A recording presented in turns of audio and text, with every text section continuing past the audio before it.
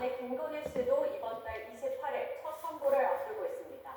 이후에는 통일교 집단 가입과 매각 매직 의혹 재판이 본격화되면서 김 씨 역시 법정 2라운드에 돌입하게 됩니다. 김태원 기자의 보도입니다. 민중기 특검은 김건희 씨를 모두 3차례 기소했습니다. 특검이 수사 초반 일찌감치 기소했던 사건은 오는 28일 선고를 앞두고 있습니다. 도이치모터스 주가 조작과 여론조사 부상수수 그리고 통일교 금품수수 사건이 가장 먼저 법원의 판단을 받게 됩니다.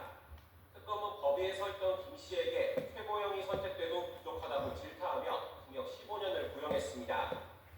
김 씨에 대한 첫 선고 이후에는 통일교 집단가입 의혹에 대한 정당법 위반 혐의 재판이 시동을 걸고 있습니다. 다음 달 3일 두 번째 공판준비 기일에서 공소사실과 증거에 대한 인구 여부를 밝히기로 했는데 이후 본격적인 재판이 시작될 전망입니다. 가장 관심이 큰 이른바 매각 매직 의혹 재판은 아직 첫 기일이 잡히지 않았습니다. 특검이 김 씨가 수수했다 판단한 금품 3억 7천여만 원 가운데 이미 재판이 진행된 통일교 부분을 제외한 2억 9천여만 원 상당 금품 수수 의혹을 법정에서 다투게 됩니다. 김건희 씨 외에도 금품 공여자인 다른 피고인만 4명에 달해 치열한 법리 다툼이 예상됩니다. 이 밖에도 김 씨의 셀프 수사 무마 의혹과 윤석열 전 대통령 부부의 뇌물 사건 등 특검이 끝내지 못한 사건들은 곧 수사가 진행될 예정입니다. 이 때문에 김 씨의 국정농단 사건 재판은 단기화할 가능성이 큽니다. YTN 김태원입니다. 네, 이번엔 국제 뉴스 살펴보겠습니다. 하워드 버튼이 미국 상무장관이 우리나라를 포함한 주요 반도체 생산국을 향해 미국에 투자하지 않을 경우 100% 반도체 관세에 직면할 수 있다고 또 한 번 경고했습니다. 러스닉 장관은 미국 반도체 기업 마이크론의 신규 공장 착공식에서 기자들과 만나 메모리 반도체를 만들고 싶은 모두에게는 두 가지 선택지가 있는데 100% 관세를 내거나 미국에서 생산하는 것이라고 주장했습니다. 러스닉 장관이 특정 기업을 지목하지는 않았지만 우리나라와 타이완이 주요 반도체 생산국이라는 점에서 두 나라의 100% 관세 국가 가능성을 거듭 시사한 것으로 풀이됩니다. 트럼프 행정부가 앞으로 5년 동안의 외교 지침을 담은 문서에서 미국의 주권 확보를 최우선 목표로 제시했습니다. 그러면서 표현의 자유를 침해하는 외국 정부의 활동에 반대한다는 원칙을 내놨는데요. 특정 국가를 거론하진 않았지만 최근 쿠팡 사태 그리고 정통망법 논란이 있는 우리 정부의 대응이 더 중요해졌다는 분석이 나옵니다. 한상호 기자입니다. 앞으로 5년간의 미국 외교 지침을 담은 문서입니다. 미국의 국가 주권 강화와 하반구에서의 언로 독트린 확립 등 6가지 방향을 제시했습니다.